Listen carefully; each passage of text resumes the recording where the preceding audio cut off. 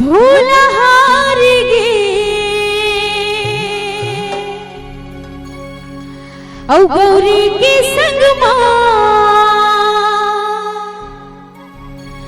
पासा डर गई सबो जिनिस हार गे ना बोली शंकर भगवान की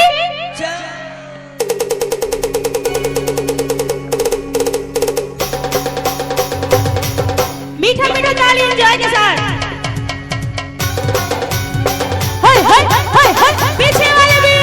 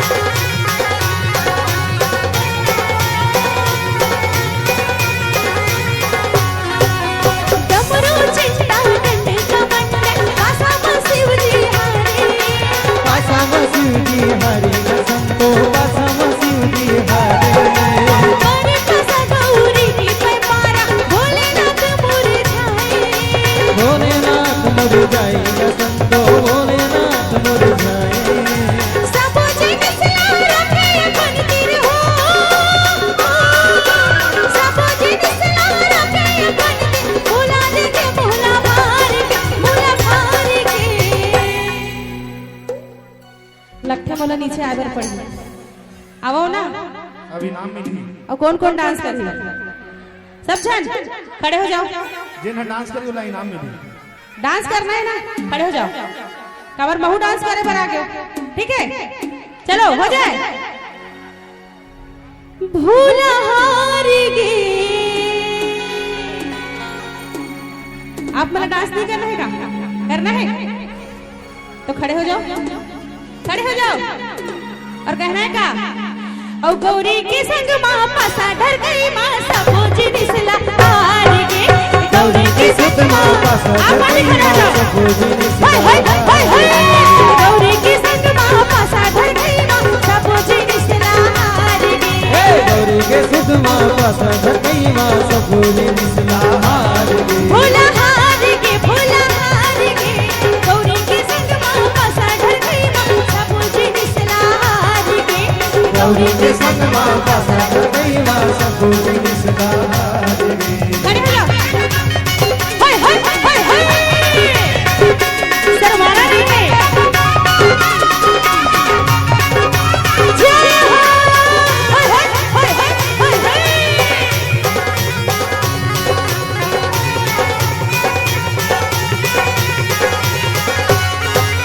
मुंडन माला त्रिशूल घरोला पासा शिवजी हारे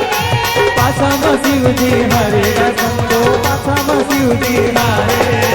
नंदी बैला से सुनांगला गला के अपन उतारे हो गला ले अपन उतारे बोला गला ले अपन उतारे अलगा तो मेरे माथे की चिंता हो अलगा तो मेरे माथे की चिंता रख दमा झटी तारी की इसने सुखा सुखा मजा नहीं आवा कैसे नाचना है ना आप मन तो ताली घलक नहीं बजावा था। दोनों हाथ खड़ा करके ताली बजाई बजाई पिंकी ईमान से। और गाना के साथ बजाना है। आज जितना बजाना है बजा लो, काली ऐसे मत हो कोई दूसरा तुमन न बजाए। क्या मतलब हो जितना कहना क्या है? बजाओ। भूला हार गे, मीठा मीठा ताली के साथ। भूला हार गे, भूला हार गे, गौरी के संग मां पसा डर गई मां, जब जी निसला हार गे, गौरी के संग मां पासा धर गई ये क्या? भूला हार गे, भूला हार गे, गौरी के संग मां पसा डर गई मां, जब जी निसला हार गे, गौरी के संग मां पासा धर गई मां, सब गोरी निसला हार गे। गौरी के संग मां पासा डर गई मां, सब जी निसला हार गे, गौरी के संग मां पासा धर गई मां, सब गोरी निसला हार गे। हाँ हाँ गौरी के संग मां पासा डर गई मां, सब जी निसला हार गे, गौरी के संग मां पासा धर गई मां, सब गोरी निसला हार गे। गौरी के संग मां पासा डर गई मां, सब जी निसला हार गे।